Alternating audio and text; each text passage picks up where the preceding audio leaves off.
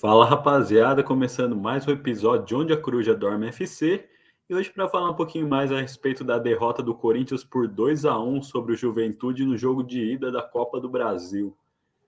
Realmente é um jogo aguardado, né? Porque o Corinthians está tendo que se dividir, né? Até pela questão do péssimo desempenho que ele está tendo no Campeonato Brasileiro. Então ele acaba por não poder estar priorizando as Copas, né? O Corinthians vem numa situação que, na minha visão, é desesperadora no Campeonato Brasileiro, porque está muito próximo do rebaixamento, vai ter que fazer bastante pontos, está com 22 pontos em 24 jogos e tem uma tabela difícil. Para você ter uma ideia, no próximo jogo vai enfrentar o todo-poderoso Flamengo. Então, a situação do Corinthians vai se complicando cada dia mais, o que impede o Corinthians de estar priorizando a Copa do Brasil, no caso, né? O Corinthians vem de jogos consecutivos sem conseguir vencer, né? E hoje foi mais um. O Juventude vem com esse favoritismo, até porque o Juventude tem a fama, e não à toa, de ser muito forte em casa, e novamente comprovou. No primeiro tempo, ele mostrou um bom volume de jogo, mostrou que estava se impondo e que estava a fim de ganhar. Porém, o Corinthians também nós temos que destacar que tem um grande goleiro. Realmente, após a perda do Cássio e do Carlos Miguel, realmente o Corinthians, surpreendentemente, conseguiu encontrar um excelente goleiro. Realmente, o goleiro Hugo é um excelente goleiro, vem mostrando isso, não só nas cobranças de pênaltis, mas também é um goleiro muito rápido, um goleiro com muito reflexo.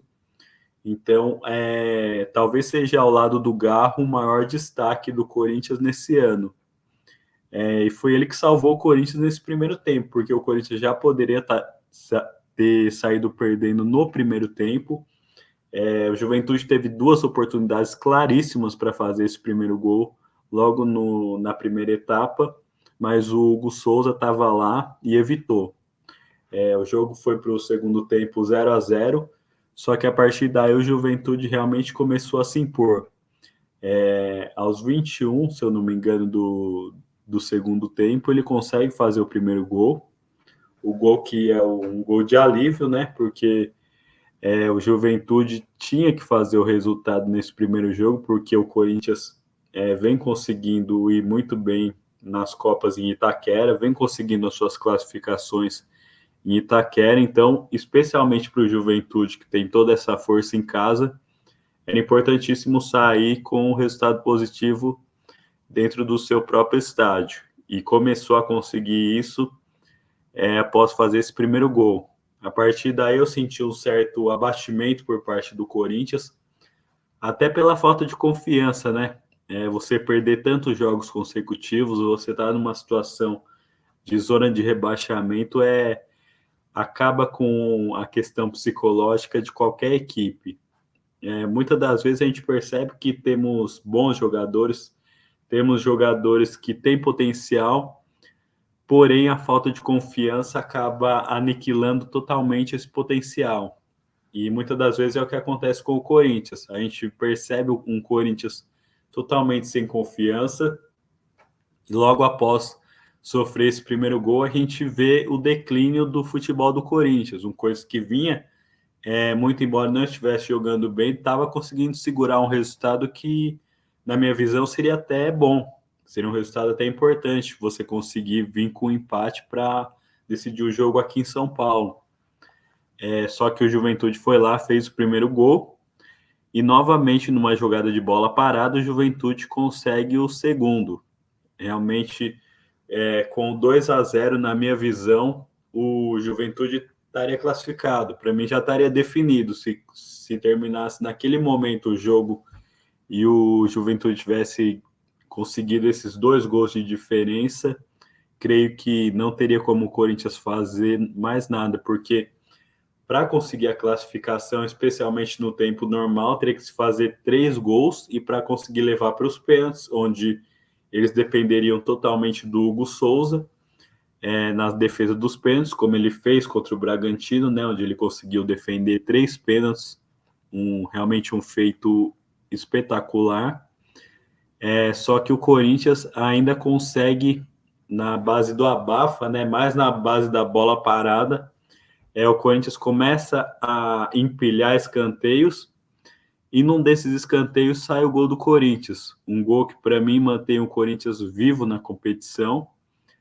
É um gol do zagueiro Gustavo Henrique, que, na minha visão, dá uma perspectiva e uma esperança para a torcida corintiana de, pelo menos, ter uma chance de reverter esse placar em Itaquera, porque se fosse o 2-0, eu cravaria aqui que o Corinthians estaria eliminado, não haveria mais o que o Corinthians pudesse fazer. Mas com esse 2-1, eu creio ser possível, muito embora vai ser bem difícil para o Corinthians, porque, como eu falei, o Corinthians vai pegar o Flamengo, provavelmente vai perder esse jogo, e depois desse jogo nós temos uma data FIFA, que é uma interrupção no campeonato. Então, o Corinthians vai para essa pausa, vai para essa interrupção do campeonato na zona de rebaixamento e com chances enormes de ser rebaixado. A última vez que eu vi, eu confiro um site aí de estatísticas, né? Eu vi que o Corinthians estava em torno de 66% de chances de cair, que é uma porcentagem bem alta. Então, creio eu que se o Corinthians perder para o Flamengo essa próxima rodada, essa chance vai passar de 70%. E a partir daí fica quase que uma situação irreversível. Isso, com certeza, vai prejudicar o Corinthians nas Copas. Então, o Corinthians vai focar totalmente no Flamengo, apesar de, na minha visão, óbvio, futebol, a gente é apaixonado por esse esporte justamente porque é um esporte imprevisível. Mas se a gente realmente for analisar friamente, é muito difícil que o Corinthians ganhe do Flamengo. Se conseguir empatar, na minha visão, já é um resultado a ser comemorado. Então a situação do Corinthians é muito delicada na Copa do Brasil, até porque, na minha visão, e creio que na visão de todo torcedor corintiano, a Copa do Brasil já nem mais é uma prioridade. Nem a Copa do Brasil, nem a Copa Sul-Americana. Creio que a prioridade total do Corinthians no ano é permanecer na Série A. E é para isso que o Corinthians vai lutar, o que, na minha visão, vai facilitar bastante o trabalho do Juventude. O Juventude abre uma vantagem que poderia ser maior, porque o Corinthians consegue esse empate nos acréscimos, porém, mesmo assim, é uma vantagem importante. Porque o Juventude joga pelo empate e caso tome um gol de diferença apenas, leva para os pênaltis.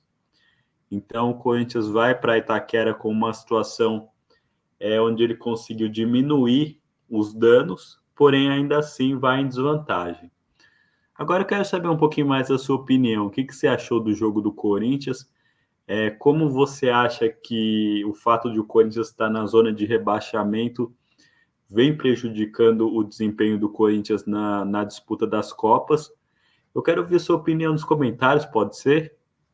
Um abraço. Tchau, tchau.